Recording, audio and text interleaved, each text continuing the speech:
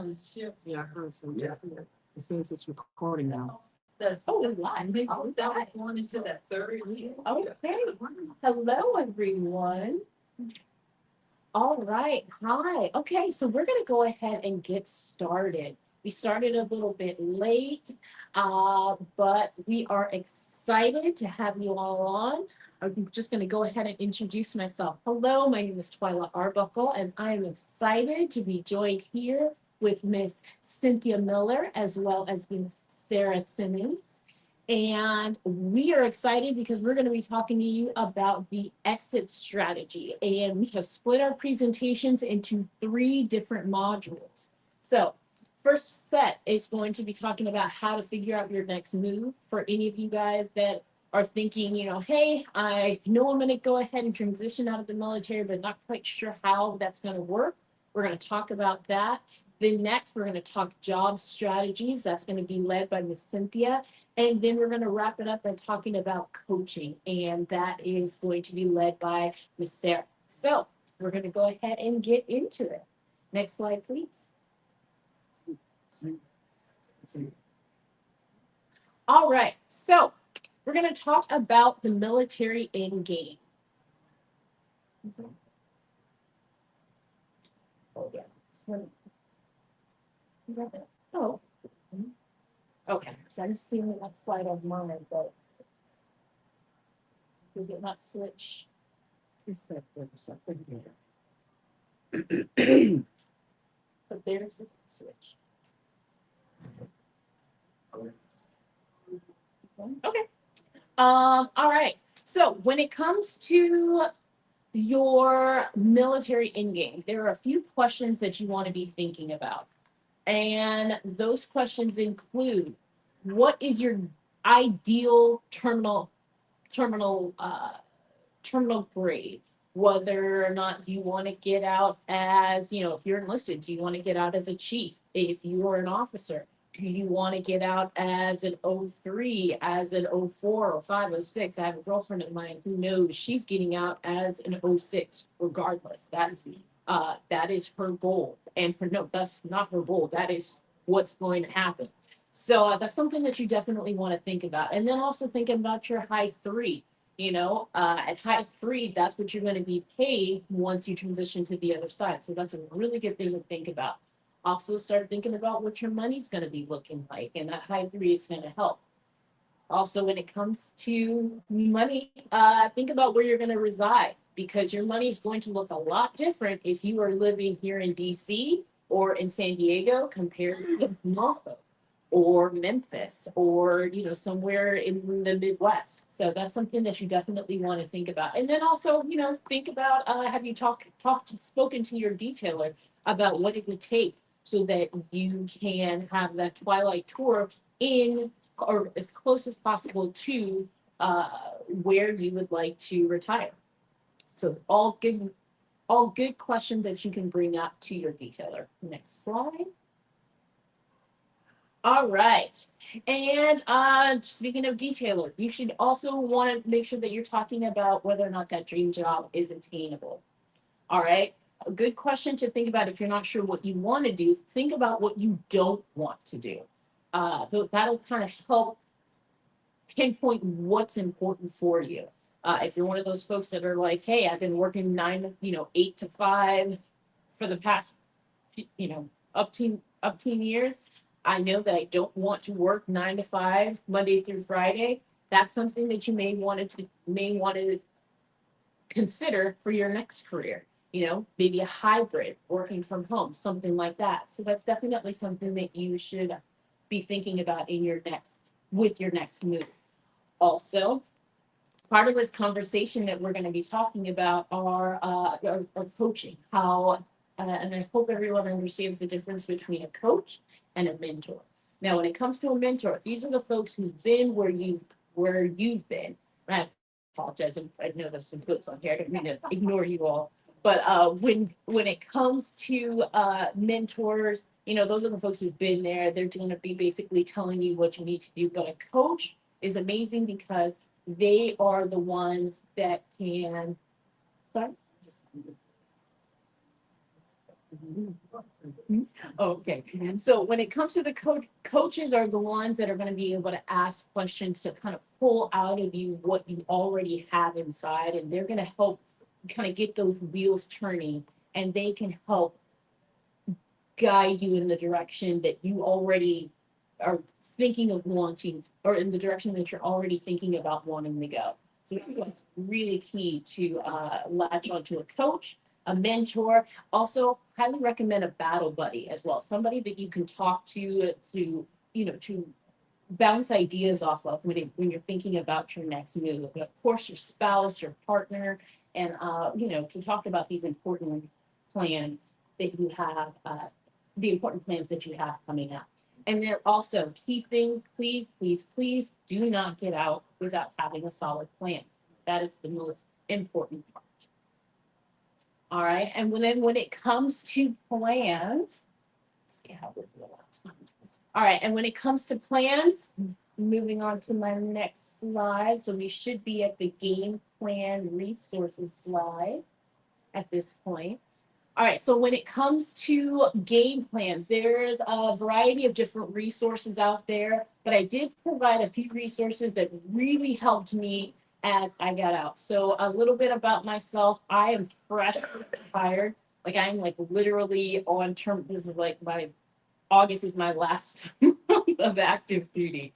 So when I was trying to figure out what my next move would be, I reached out to some of my mentors and they told me, hey, go to mynextmove.org. That'll help you figure out what you want to do when you want to get out. So what I did was I went to this website and it was a really nice like career tool that basically asked me a variety of questions. What are my interests? What are my hobbies? Different things like that. And this website basically, based off of what I answered, it basically told me, hey, you'd be great being either a teacher, a counselor, things like that. And sure enough, it funny enough, told me that I should be a coach. And that's why I'm excited to be here. And I went ahead, took that information back.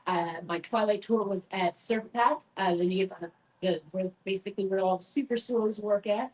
I worked with Swole Boss and, talking to him when he heard that, he's like, oh, Twilight, you're going to be a Navy coach. I'm like, okay, well, sir, I'm literally retired. And he's like, that's cool. You're going to be a Navy coach. So I did Navy coaching and I'm so grateful because it's amazing. I literally learned the difference between mentoring and coaching. I've had an opportunity to help a lot of my friends and I've been able to really understand just how valuable coaching is. So I can't recommend it enough for everybody here, anybody who is listening. Please, please, please go out and find a coach. So for those of you that are in the Navy, there is a website here. And for those of you that aren't in the Navy, you're in for a treat because Miss Sarah is here and she's going to be talking to you more about coaching. For those of you that are eligible, the Rulings course, that's another tool that I can't recommend enough. The Rulings course is available for those of you that are in the area. It's generally for those that are E7 and above and 05 and above. But my contact information is here in this pamphlet. If you reach out to me and if you're in certain geographical areas, I'll do my best to see if I can get you in contact with some of the POCs. We'll try and get you enrolled. But it's a great, great course where they literally, essentially it's the employment track of TAPS, but at a much elevated level because the Rulings course is taught by 05, retired 05 and above members that basically teach you how to prepare for your dream job. And it's amazing. And even if you're not sure what your dream job is, they will sit down and help you figure that out. So can't recommend that enough. Also, speaking of recommendations, the NNOA transition team, they were wonderful and it's really, really instrumental when it came to my transition. The entire team, they just sat down with me, listened to me as I, basically word vomited. I don't know what I want to do. I just know I don't want to do slow stuff and HR stuff anymore. So they sat and listened to me. They shared their resources. They literally invited me out to coffee. So another recommendation for any and everybody out there is that transition, the portion, if you go to NNOA.com, you can click on that and all of those folks are there and they have POCs for nonprofits, IT, basically just about any subsector of the civilian world, there's somebody there for that.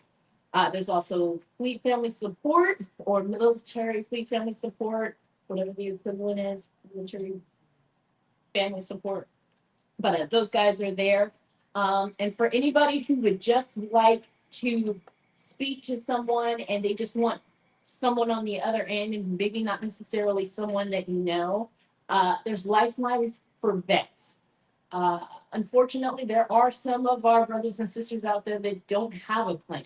And we hear all too often that there are some folks out there that fall on hard times.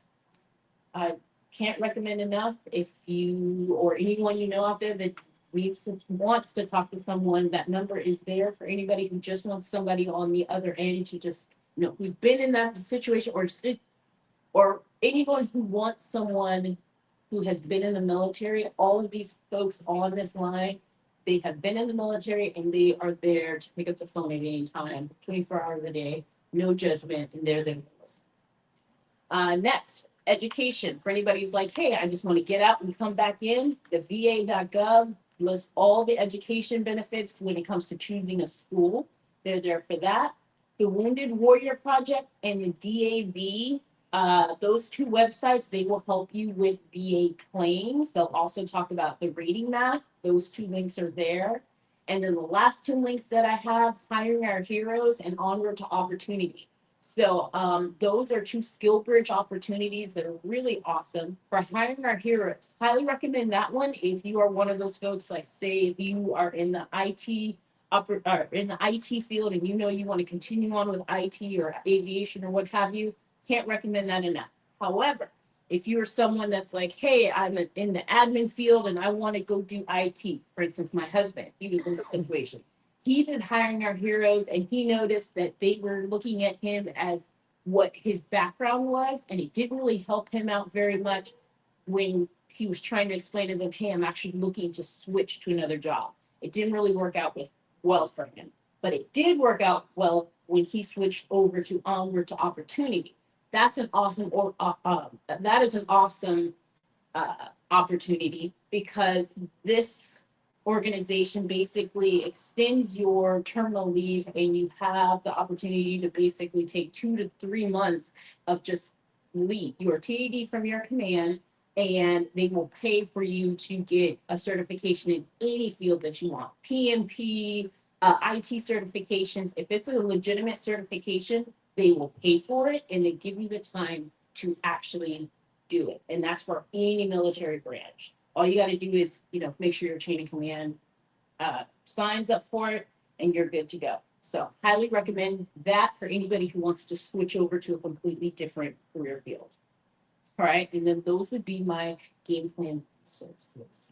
Switching over to the next slide.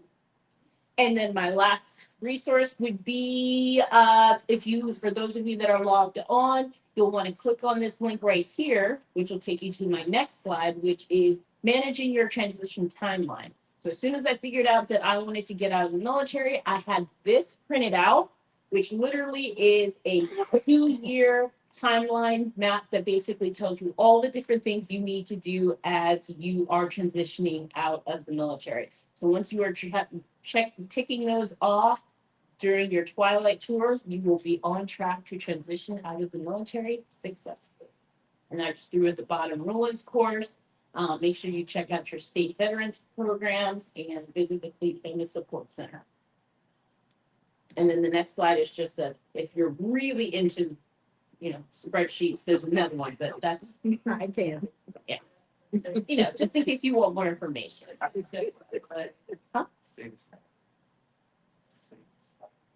Oh, okay.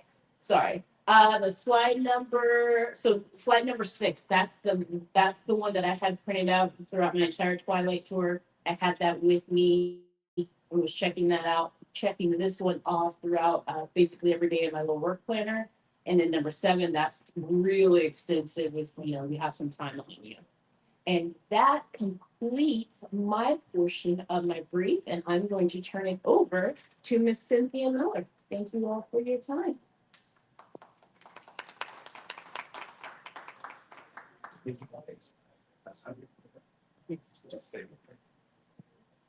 Thank you, Twyla. So feeding off of that, now let's get that job, right?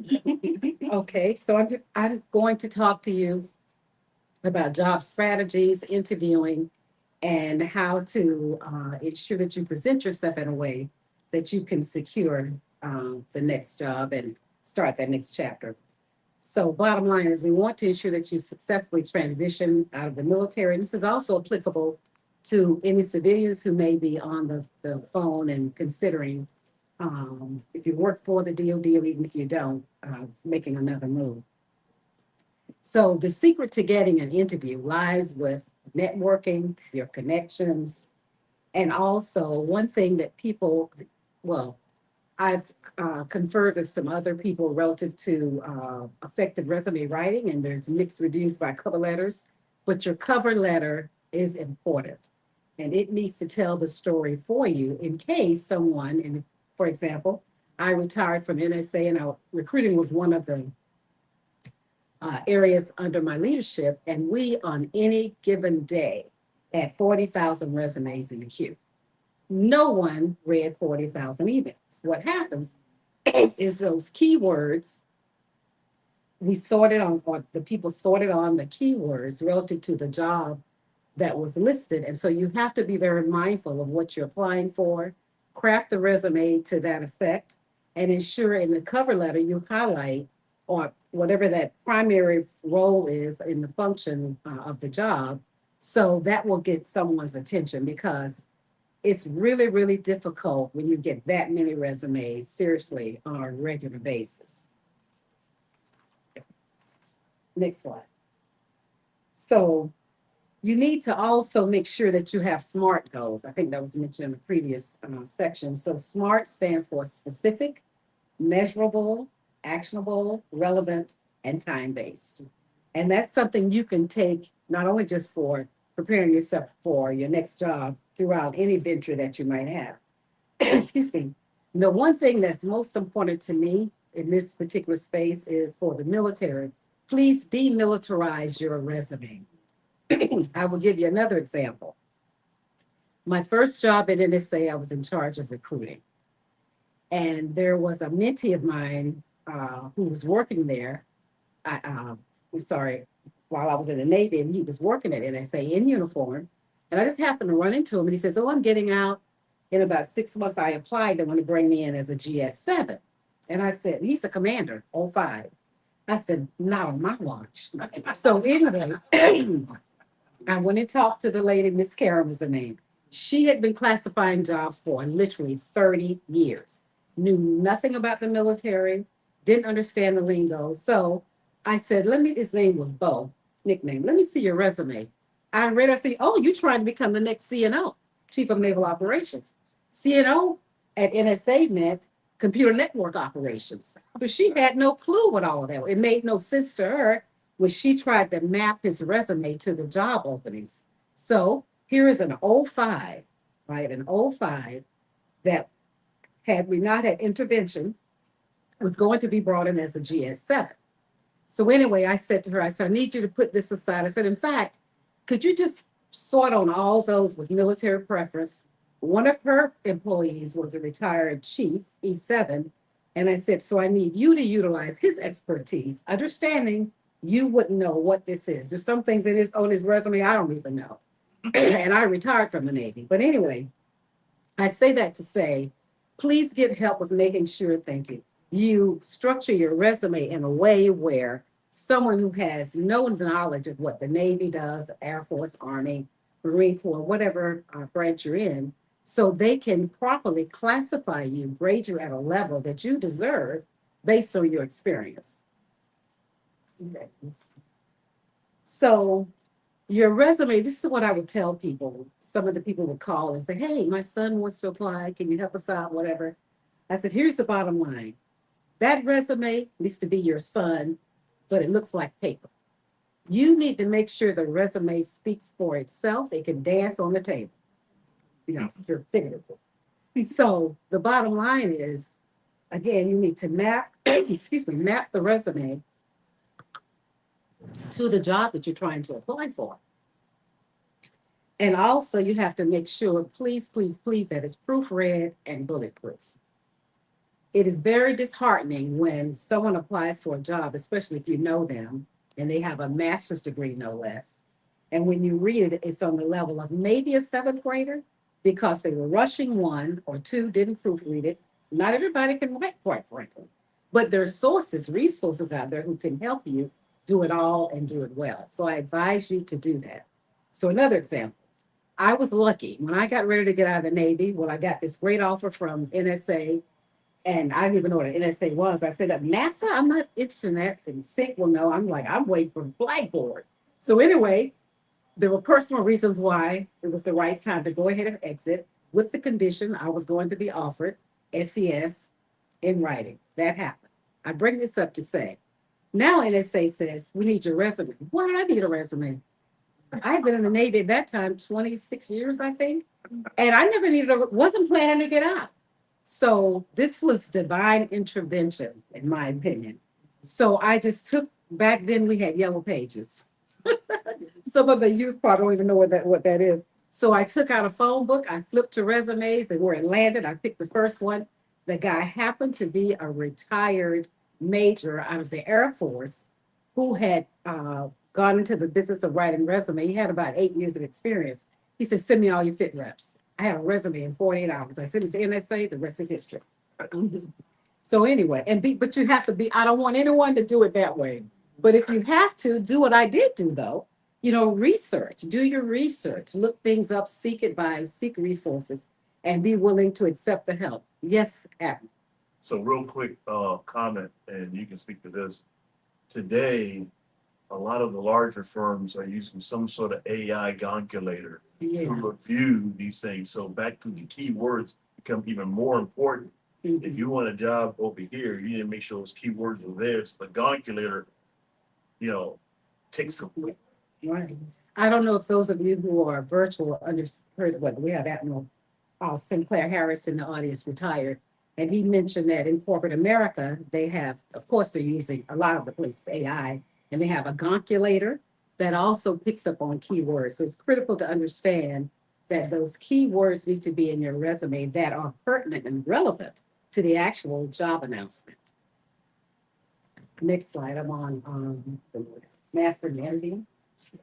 So you need to make sure that you're familiar with interview questions and how to prepare for those. And I'm going to give you a list of some of the common ones and further in this brief. And also you need to know, how do I answer tough questions and with confidence? I don't remember the question I was asked by, there were 8 SESers who interviewed me for my NSA job. I was scared to death, I'll be very honest, but I knew my trade, I knew my craft, my credentials spoke for themselves. And I buried everything back to that job announcement that they had out. And then I remembered we have an NNOA mentor who is now deceased, Charlie Tompkins. And he said to me, listen, know your worth. Number 2, do your homework. Number 3, here are some standard questions. They're going to ask those. But what you do is you go learn something about NSA.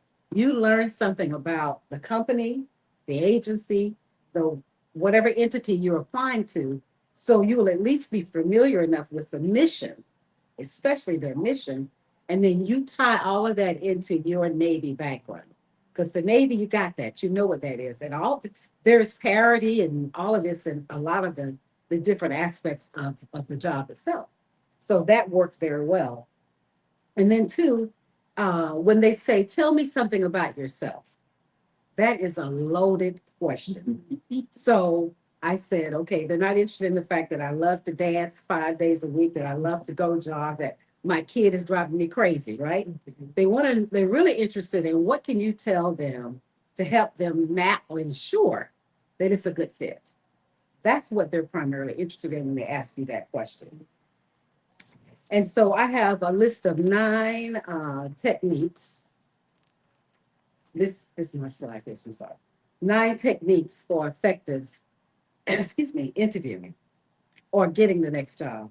research the company and the position. I cannot emphasize that enough. Practice interview questions. Conduct a mock interview. My two kids, I drove them crazy. I said, y'all need you to talk. Just sit here, and I'm going to pretend that you're trying to hire me for this job. Best critics ever, your family and friends sometimes. Well, in my case, it was my son, although I wanted to disown him after it was all over. But he did a great job. Slow down, mommy. What does that word even mean? Do you know what that means? I said, oh, okay. So anyway, all right. And use confident body language. Don't slouch. I'm someone who likes to do this. It looks like you're bored. I'm not. I'm just very comfortable. Never. Sit up straight. Have your hands in your lap. Have eye contact. I had 8 different interviewers. I looked at every single one of them as I was giving my answer. And how do you do that? Because you're confident relative to what you're saying, right? So I followed them. And it was one woman on the board, one. And I thought, this is a tough cookie right here. I've got to win her over. This is what I'm thinking as I'm speaking. So I don't know what it was. This was 17 years ago. But I remembered thinking it was something she said that made me know I need to draw out on that particular aspect. I didn't know at the time, was in charge of security. So she was really interested more in integrity types of things, right? How well do you keep secrets? What have you been exposed to? What have you been responsible for that will help me know that, yeah, you're ready to come take this level position. You're a person who didn't grow up in NSA. You don't have an intelligence background. I need to know these things. She was very upfront after it was all over. So anyway, you've got to be able to try to key in and watch the cues. Like I'm watching that when his face is like, I think he's agreeing. So that's good, right? If I look at someone and they're looking down, it's like, I don't know about this, then I know I've got to try to come back Or they're doing or they're on their phone, right? I've got to do something to try to win that person over. And also remain positive. That says, I'm a person, I wake up smiling. That's just who I am. You would have been fine at NSA if that wasn't who you were, because it's mostly introverts. So I made some of them uncomfortable. But nevertheless, you need to, if you can, learn the environment. You're not going to learn a culture by reading the mission statement or any of that. However, if you have people, because there were people who called me once I got nominated for the job, and I asked them 10,000 questions. And in my particular case, 5 of those people happened to be African-American seniors. And one said to me, we want to make sure you have the right pedigree. I was ticked, to be frank. I'm like, who does she think she is? Calling, I didn't know this woman from Adam. However, we're best friends now. However, what she was trying to say to me, you're coming into an environment. There's only 14 of us out of 500. Okay. And we have a program called the Congressman Stokes Scholarship Program. In the congressional language, it afforded them the opportunity to legally hire minorities, to give them a scholarship. They are hired. Give them a scholarship. She said, however, that's not happening. The people who've been in charge of this program aren't necessarily carrying that forward. And oh, by the way, we have some lawyers who aren't carrying that forward. And what she said, now here's a strategy. They have I don't know if they do SAT scores anymore these days, but back then, the SAT score was the max, 1,600, I believe.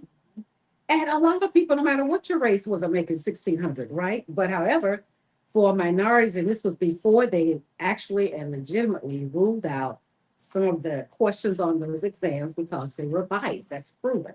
There was bias in the exam itself. So nevertheless,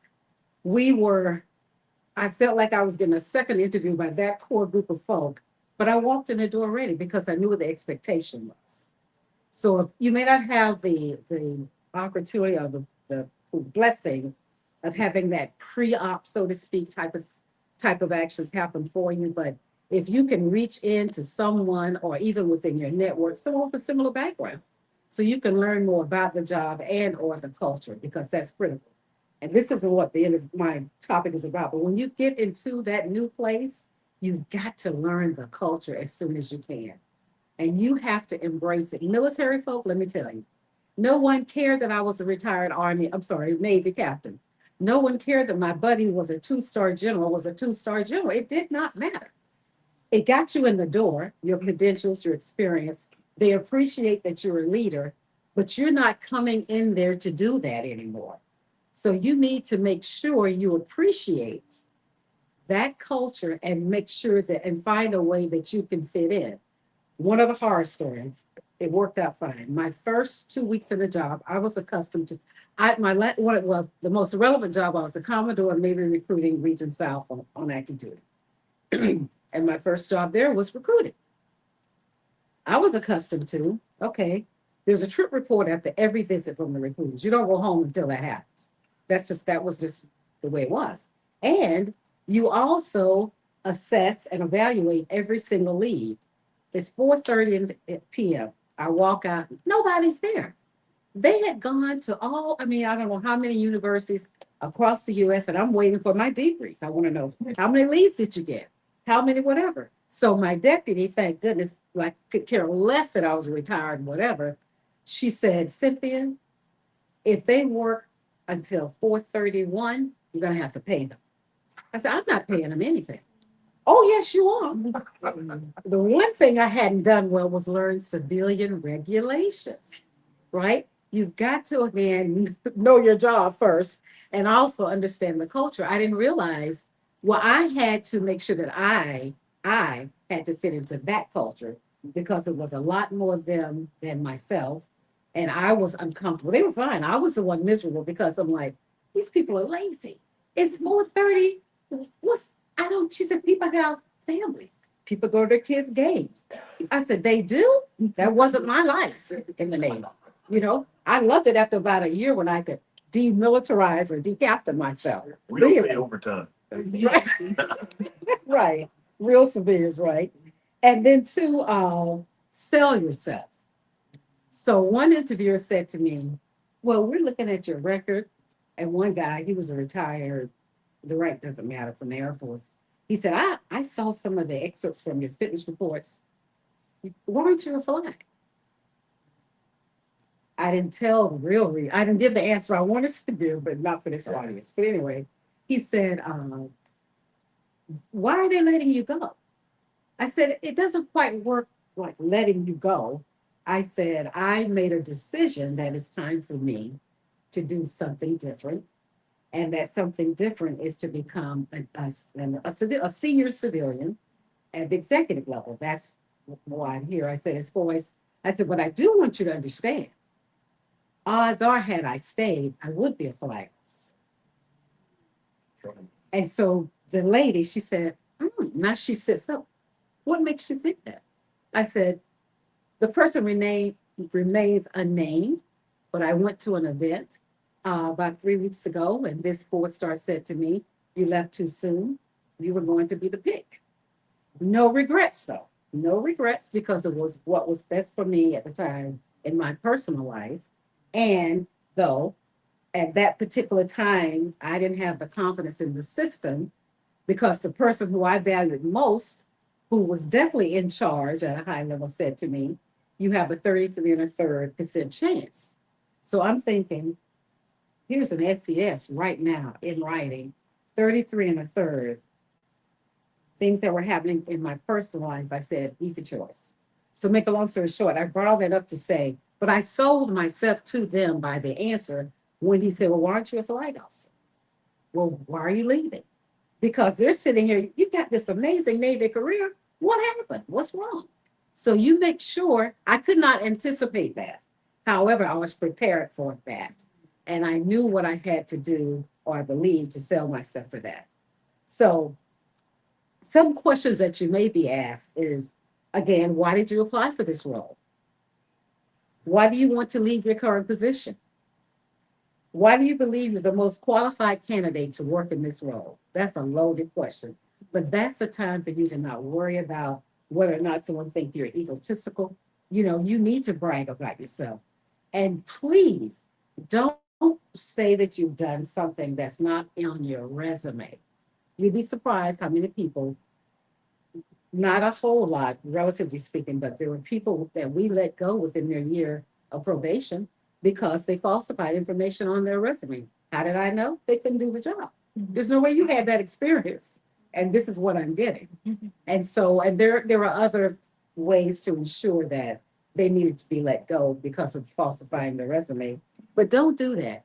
But what you do need to do, speaking about that aspect of the resume, sometimes it is all in the packaging, and you can expand on something, especially a military type of uh, uh, job that you've had, to make it match the civilian without plagiarizing. For instance, my recruiting duty. So they were looking for, so the clearance there at NSA, you had to have a top secret clearance. You have to get hired. So they want to know, what experience do you have with making sure we're going to have the qualified audience? So I, in my Commodore of Navy recruiting job in Georgia, regrettably in that part of the South, we had the lowest CAT scores of all, qualification scores. And so we had a lot of GED graduates. So people with GEDs, nothing against that, but it was a hard struggle to make our numbers. We did it with a lot of creativity. And so I made that match. It's not the same, but it was just as difficult trying to make sure I could meet the quota with people who sometimes the educational system did not map with the qualifications of what we needed in the Navy, although we did train people. And then the other aspect was with the top secret clearance. I have 1 minute, right? She said, you don't have a minute, actually. So anyway, if you could go to slide 9, Next street. you are ready to get that job, okay?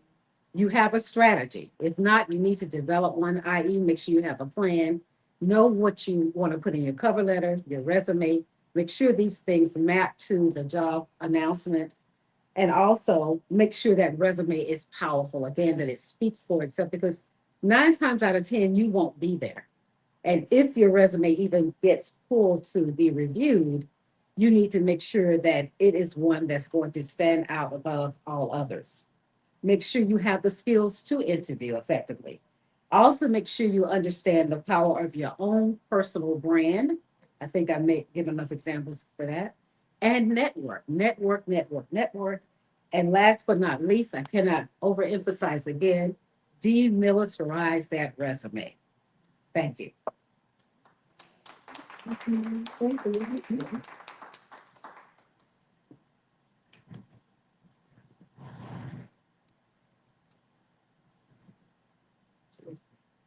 What do I do?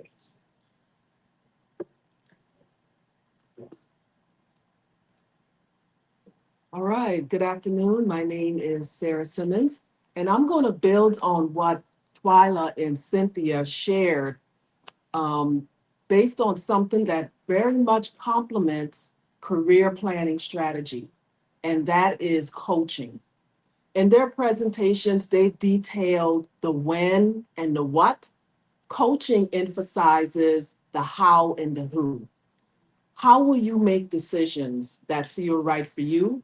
And how do you want to be as you step into your next?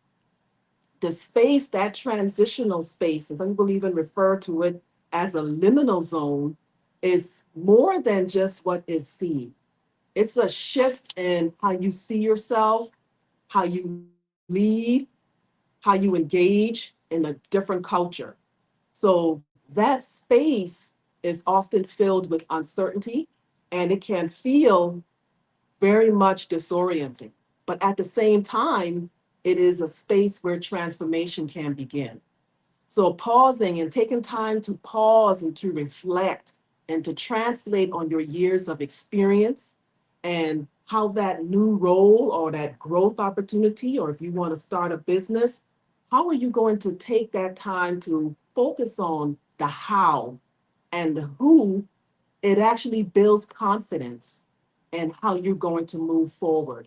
And you want to move forward in a way that is very genuine to who you are. So I'm going to talk today about how coaching can help you navigate your career planning strategies with purpose, because you want to be prepared more than just on paper. You want to be prepared in your mindset and in your presence. Next slide. Here are the learning objectives for today. I'm going to share how you can gain insight into coaching and how it can serve as a supportive tool during your career transition. Second, want to build confidence and so you can gain clarity in exploring coaching as a part of your transition journey. And third, to walk away with knowledge that will help you decide if coaching is something that you can use in your transformation in your transition. Next slide. So what is coaching? This definition reflects the heart of coaching. Coaching is all about creating a dynamic partnership. It is one where the coach would come together with a partner and you would create this safe space, but it's also challenging. It's going to challenge you to look within yourself.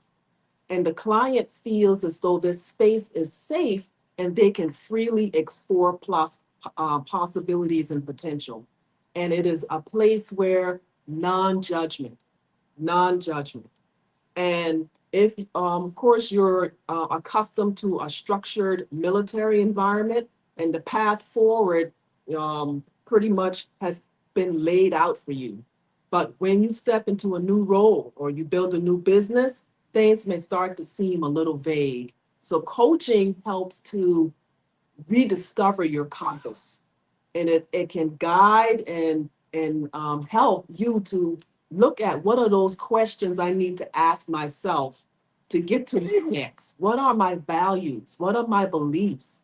Who am I? What is my identity? And you have that with a person that is going to listen and ask those questions and be very curious and have you to gain that self-awareness that's going to be helpful to you. And coaching is not about fixing anything. It's about unlocking what is already there. So whether you're seeking a job in the civilian sector or you're thinking about starting your own business or trying to make sense of what is coming next, coaching provides that space for you to move on to your next with intention. Next slide, please. So you see here in this word cloud a wide range of topics. All are powerful elements in professional and personal development. But you know what? All of them have one thing in common. Every one of them involves transition, moving from what is to what could be. So coaching serves as a bridge between the current and the target state. Organizations are really using coaching now. And at one time it was for struggling performance, but now coaching is for high potential talent. Coaching is for people who are emerging as leaders. Coaching is even for people who are individual contributors. But people come to coaching and organizations, some people are coaching because they want people to communicate with impact, to be able to really thrive in an area of uncertainty and to build that personal resilience. So whether coaching is for personal or professional reasons, it's designed to meet you at that inflection point and to help you work through matters that are most meaningful to you. It is a catalyst for growth and it helps you to facilitate your next. Next slide. This slide just shows some common coaching goals and outcomes. And it really narrows the focus as to what some goals and outcomes are. Now, this list is nowhere exhaustive, but it just demonstrates the breadth and the depth of what coaching can address. For example, self-awareness. It all starts, that is the starting point. You have to know and gain clarity of who you are, what you value, what are your strengths, what are your beliefs, because all of that help you in making decisions, and it also help in how you relate to others. And with self-regulation, what are your triggers? How do you manage your reactions? And once you get to know that, then you would be able to support staying grounded under pressure. Also, competence and empathy. Competence earns respect and empathy builds trust. Coaching facilitates integrating both so you can show up as your authentic self. Listening and communication. If I had a dime for every time I coach somebody on listening and communication, I wouldn't be here right now. I'll be in Bora Bora somewhere, But listening and communication, it's a gift. It is a gift, and it sounds so simple. And it really is the difference between how you influence and also how much resistance you need, just by how well you listen and how well you communicate. And coaching can really strengthen, communication to be very effective. And engaging, how are you connecting? How are you going to connect now, since you're moving from a military environment to an environment that is less structured, to an environment that doesn't understand all of the acronyms from Alpha to Zulu? How are you now going to thrive in an environment where it's not that camaraderie that you're used to? How are you going to do that?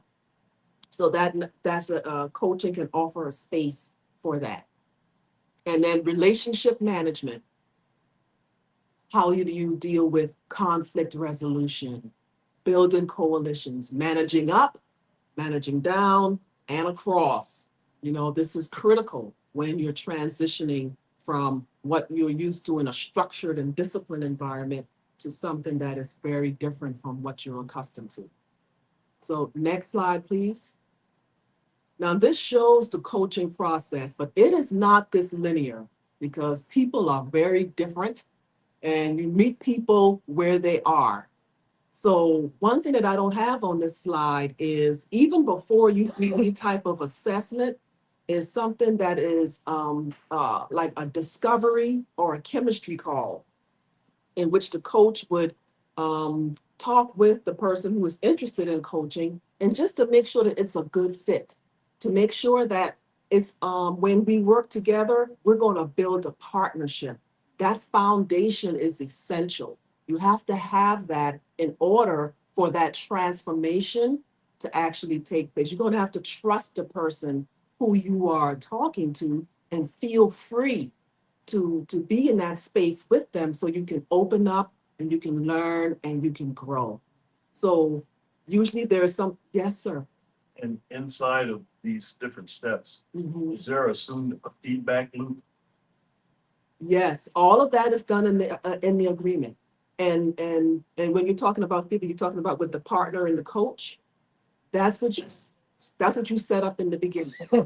I get with my clients and it's like, this is what I expect of you. When you come to sessions, we're talking, you're not on your email, you're not playing with the cat, you know. If you want to pay me and do that, that's fine, but my time is more valuable than that, you know. So you set it up, and then you ask them, what do you want from me? And that comes in the goal. When they say, this is what I want to achieve, I'm transitioning and I want to make that 06. I'm transitioning and I want to be an SES. What's that gap between where I am and where I want to go? What do I need to explore, you know, to help me get to my next? So all of these, like I said, there are different steps, but it's not this linear. I've had people to say, I want to achieve building a business, and then they would shift and say, well, no, I'm going to apply for this job instead because of family reasons, because of how the market is, because of fill in the blank, you know. But a coach, but they had that space where they can explore that without any type of fear, no retaliation, no judgment, a space where they can just come and be themselves and explore what are the possibilities. And that's what coaching offers. Next slide, please. Looking at our time, and this is something that I was going to walk through, and it was an activity so we can talk briefly about self-awareness, because this is how a coaching engagement would actually start. It would be with self-awareness. And so as a coach, I use strength-based. My approach is strength-based, and I also like to ask a lot of questions. You'll be surprised the answers you get when you ask the right question, right? You'll be surprised what it can evoke if you ask a person a question. But some questions I would ask would be for a person to identify what are your strengths? And as you're thinking about transitioning, what is one thing that you do well? What do people call on you for? And then how can you use that to help you in your transition? And what is like one step that you can take right now as you are looking at moving from your uh, military career, federal service, and you're going to your next? How can you use what you have? That means looking at your internal processing system, examining what's going on within you so you can say, yes, I can use these skills, these competencies. I can use these things to help me get to my next. And, it takes time. And that's why it has to be that trust in that relationship that you establish when you first start your coaching agreement. You have to establish that in the very beginning, have that trust. Next slide. And here are some other questions, to consider. How can you align what you're doing with your next? If you're in HR, do you want to continue to be in HR? What are some things that you can highlight to say, okay, let me match this with what's on that job announcement so I can make sure those key terms are picked up and I can get that interview for the job. And communication, like I said, communication. Coming from the Army or coming from whatever, and when you walk into your next, people are not going to know what TDY is. Okay, they're not going to, know about, your anything, all the acronyms we use, so many acronyms, and also one thing that's really big is the culture. It is so different. It is so different. And I now talking to people in different spheres as I'm networking, and they always ask me, what do you miss the most? And I say, it is the camaraderie I had with the people there. I call on people who I've met through my time in the military before I call on some people in my family. And that's just how it is, So, but the culture is different, so how do you deal with that? Next slide. So here are some the key takeaways. So as we wrap up today, just remember that, coaching is a non-judgmental, confidential space, highly personalized to talk about matters that are most meaningful to you.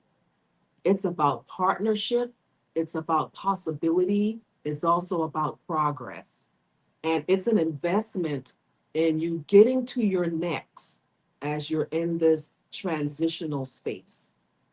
So we going to now entertain any questions anyone would have. I don't know if you did, okay. Yes, sir. So first of all, thank you, ladies. I've sat through a number of these type of discussions over the years. I retired a decade ago, come in November. This is one of the best ones I've ever had. It's clear, Thank you very much. it's factual, it's things that people can actually. I'm just so sorry we don't have a crowded room because there's a whole bunch of people that need to hear all this. And I hope you're listening on there. So a question for each one of you. You mentioned skill bridge. You mentioned hiring your heroes. Is that the same thing as skill bridge? It is yes, sir. So essentially it is a multitude of skill bridge.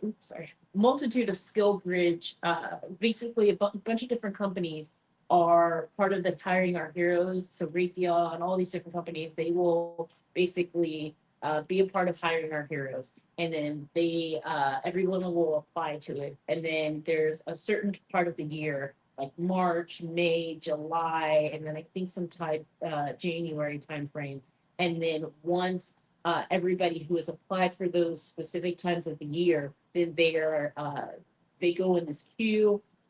And then at that point, that's when they put in their resumes, and all those different companies can see that resume. And then they're the ones that will decide, okay, Booz Allen will say, oh, I like this person, then I'll pick you.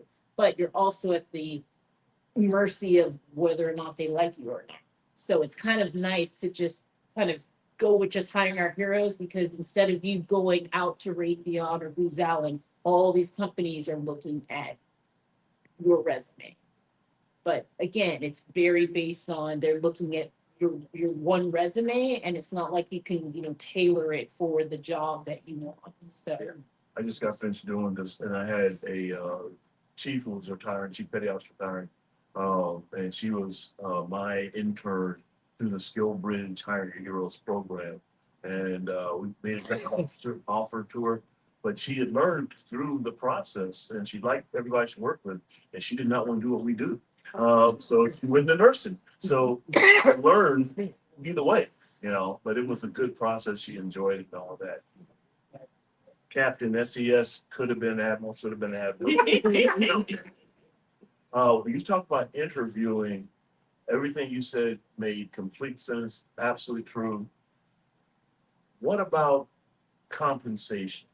When does compensation come up, and do you bring it up as the interviewee comment? Just as they're interviewing you, you're actually interviewing that company too. Exactly. Okay, so I can tie that back to my experience, actually. So when I received all the information about the interview, the location, I knew NSA was, I thought, where I was going was right off the Beltway, the Parkway. Those of you not familiar with the area, but there's a huge sign off the Parkway. And I said, okay, that'll take me about 35, 40 minutes. I could do that. No, the interview was at an area called Fanex, which is an annex, which was closer to Baltimore, BWI Airport. So I almost said, I'm not about to go to that interview and drive. I'm not driving that far every day. So anyway, I said, girls, go to the interview. Went to the interview. And so once we finished everything, they said, do you have any questions? I said, well, I'm going to be very honest. This is a long drive. And is there compensation to allow for that? So only one person responded and said, well, we hired this 2-star general. And while we don't compensate for that, we have bonuses. And there's a hiring bonus. And a lot of the seniors, I didn't know that either until had I not asked the question, I would not have known. But a lot of people don't realize that you can ask, to more specifically answer your question, you can certainly have a compensation discussion during the interview. But you need to make sure that you've done your homework. So let's say if the going salary had been $75,000, and I'm coming in there with an expectation of, I need at least 150 to start, they may laugh me right out of the room because it's unrealistic for them, right? So I happen to have known, again, from Charlie Tompkins, that I walk in the door nothing less than 6 figures. Why? Because of my resume, because of my experience, had mapped that to other people they had hired. So you have to know your worth. That's the bottom line. And when you know your worth, you should certainly entertain that conversation. Make sure, though, it's not to a point where you're going to scare, they say, shoot, we could never pay her $500,000. She may be worth it, but we can't pay that. So don't undersell yourself, but make it realistic and, bump it up a little bit. So anyway, for me, when I got hired, I got what I wanted because I knew what to ask for and I knew how to ask the questions. That's why I cannot emphasize enough. Network. She mentioned mentoring. You also need a sponsor. A sponsor is very different from a mentor, very different. I had at least 4 of those who called me before I got them who looked like me, didn't have to, but they happened to be other senior executives. Cynthia, let me tell you what so-and-so got, what this one got. Don't let them give you this. And oh, by the way, you should ask for X. So I mean, thank goodness for Charlie Tompkins. I knew a lot of what I needed to know. Not everyone has a Charlie Tompkins. But yes, you can discuss compensation. And when you do that, I read the room. The one lady who I wasn't sure of, she was all in. read the room if you start that discussion. If someone said, well, we don't want to talk about salary right now. That's fine. But before you sign on the dotted line, before you accept that job, have that discussion. So you won't be surprised because it's too late then to get hired and come in at that point and try to negotiate. So I'll give you my quick LMI, my first company after I got out, C story. And I've been through a couple of interviews and I had a couple of folks around me. And one of them who I went to postgraduate school says, so Sync, this has been very well. Sync, so what are you looking for? And I knew this, and I said this to the room. I said, well, one thing I learned from the transition course was whoever mentions a number first loses. And everybody in the room laughed. I didn't give them no damn number. I want to hear what their number is first. Okay. So I could work Smart. from there. Yeah. So then, we got to that point. I got it in writing, and I asked the question, hey, does this come with a bonus? Mhm. And he looked at me again. This is a close friend of mine, went to postgraduate school. Hmm. He says, you need a bonus? And I said, I wouldn't turn one down. And I bring that up because that negotiating for yourself, like Yeah. selling yourself, Right. tells a lot about the type of person you are. Yeah. And they'll say, well, look, the guy, the gal, they knew enough to ask this, ask that, Mhm. Right. So that's important. Yeah. Final question to you, Colonel. And I'm proud of all of y'all, but my mother was in the Women's Army Corps, Mhm. and she's especially proud of it every time she's been around leaders like yourself. Coaching. It feels like the coaching industry, for lack of a better term, or ecosystem, is saturated. I mean, everybody and their mama is a coach and getting certifications. My good friend, former president of NNOA, John Boggs, Yeah. Fortitude. He's got his own coaching thing. He's very popular and doing real well. Is it, am I wrong? Is it saturated or is the need just growing by leaps and bounds? Yes. Okay. And the question was about if the coaching profession is, that's it's saturated, appear to be saturated, or if it's just growing by leaps and bounds. What I have seen is there are a lot of coaches out there, but there are not a lot of coaches that are internationally certified by the International Coaching Federation. There are some people who say that they are a coach, but they don't have, certifications to accompany their what they're saying that they are. And I believe to give a partner or a client what they are really asking for, I believe that there are certain certifications that go along with it. So, and yes, organizations are using coaching now, like I said, as a strategic imperative. They see the results of it, and people see the results of it. Clients that I have, they just enjoy having that space as a leader because with everything coming at them, they're taking care of John and they don't have time to decompress, and having just 45 minutes to an hour every 2 weeks, they look forward to sitting down and talking about the things that's swirling around in their heads and how they can meet organizational mission and objectives using what they have. How can they optimize and maximize what they have to perform the job, in accordance with expectations. So I see it as both. But to me, I believe that organizations are really benefiting from coaching.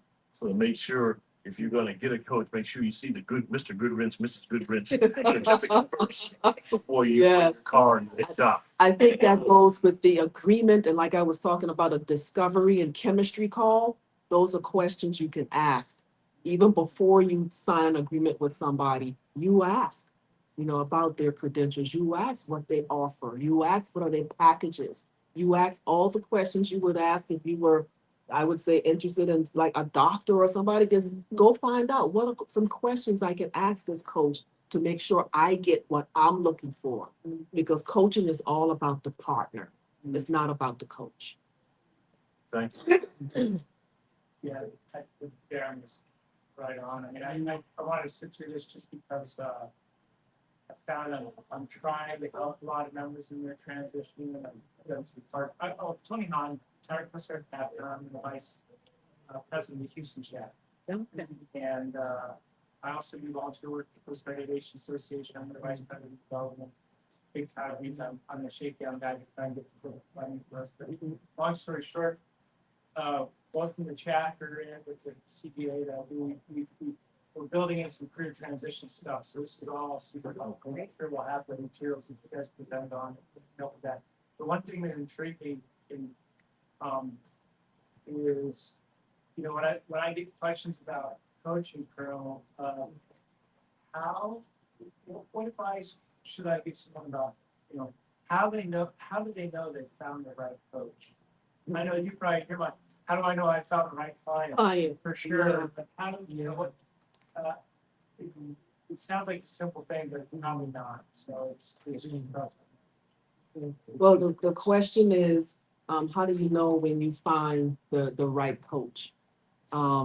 Again, I would say one of the best things to consider is, what do you want to achieve?